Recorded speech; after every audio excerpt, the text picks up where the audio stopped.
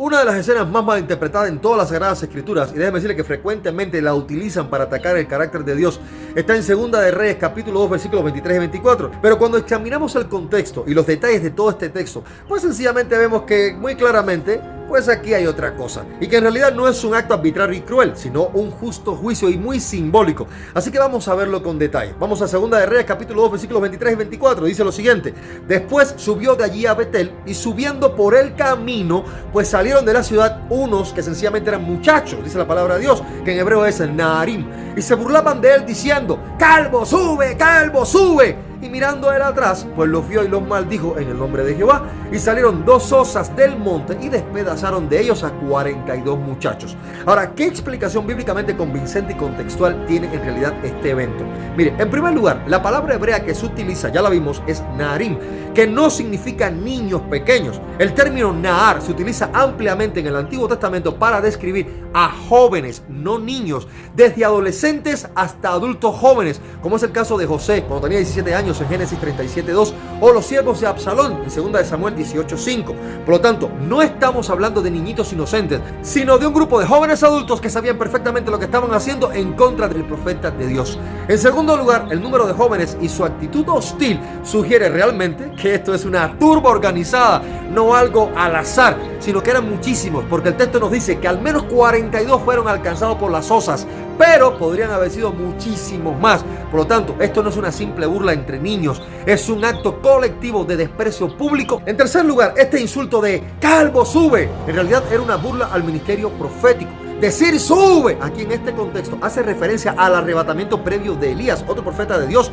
que recientemente había ocurrido, del cual se tenía conocimiento público. Y en otras palabras, lo que en realidad estaba sucediendo era una burla diciéndole: ¿por qué tú no te vas al cielo también, tú calvo? Y ellos estaban ridiculizando en realidad el evento santo del arrebatamiento y despreciando al nuevo profeta de Dios. ¿Cómo lo ve? Por lo tanto, llamarlo calvo de manera despectiva no solamente era un insulto físico, sino que cuando se une al hecho de que él subiera, haciendo referencia a Elías, en realidad era un acto de desacato y rebelión contra el llamado y la autoridad de Dios, y totalmente alejado de esta mala idea que se tiene en la actualidad de los mal llamados profetas modernos, mis amados, que son inexistentes, antibíblicos. En realidad las personas solo salen corriendo a buscar esos buenos augurios que le dicen, como una especie de gurús modernos, adivinos de la actualidad, que extienden promesas de bienestar, de salud, de prosperidad. Pues eso es lo quieren todo el mundo, que generan esa idea, esa falsa expectativa sensacionalista de que en algún lugar hay terremotos o que un huracán va a pasar en este otro lugar, y que de ninguna manera nada de esto viene en realidad a edificar la iglesia, ni a exhortar a la iglesia tampoco en absolutamente nada. Pero déjeme decirle que aquellos profetas de la antigüedad realmente llamados por el Señor y cuyo oficio era asignado directamente por Dios, no eran personas gratas, mis amados, porque déjeme decirle, la gran mayoría de la gente los rechazaba, porque cuando hablaban era la palabra de Dios que sencillamente la gente no estaba dispuesta a escuchar. Mira, era reprensión por sus pecados y advertencias de juicio. Y déjeme decirle que el propio Jesucristo lo dijo en Mateo 23:37: Jerusalén, Jerusalén, que matas a los profetas y apedreas a los que te son enviados. Así que, mis amados, considéralo por un momento. Ya desde aquí usted puede darse cuenta que la intención en realidad de esta turba de personas que estaban unidas, una gran cantidad, burlándose de él y también del proceder de Dios, este hombre que había sido enviado por Dios, esto no iba a pasar inadvertido delante de los ojos del Señor.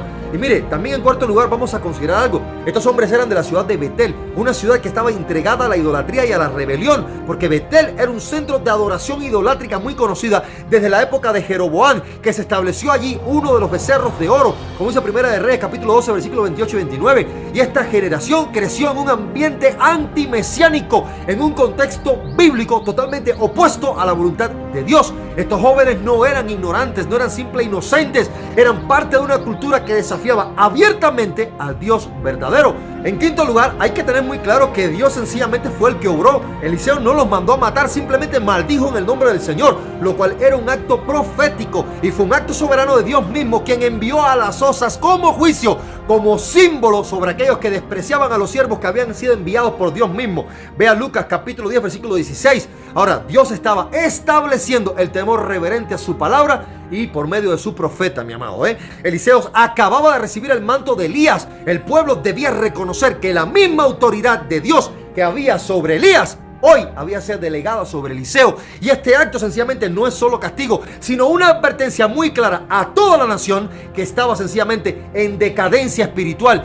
Dios no será burlado, dice Gálatas capítulo 6, versículo 7. Ahora, fue un acto de justicia divina, no de arranque emocional ni cruel, ni una reacción desproporcionada. Por lo tanto, este pasaje no se trata de un profeta vengativo, ni de un Dios cruel, sino de una generación malvada y perversa que despreció la verdad, deshonró a los siervos de Dios y desafió al Señor mismo. La Escritura nos enseña claramente que el temor de Dios sencillamente es el principio de la sabiduría, como dice Proverbios 1:7. Y este evento, mis amados, dejó muy claro que la palabra de Dios debe ser tomada con mucha seriedad. Por lo tanto, hoy en la actualidad, hay multitudes que se burlan del mensaje de la verdad, del juicio venidero y del siervo que predica con fidelidad la palabra de Dios. Pero déjeme decirle que hoy en la actualidad, así como en ese evento con Eliseo, Dios sigue siendo justo, sigue siendo juez, y su paciencia ante las cosas injustas, mis amados, atiéndase, no va a ser para siempre.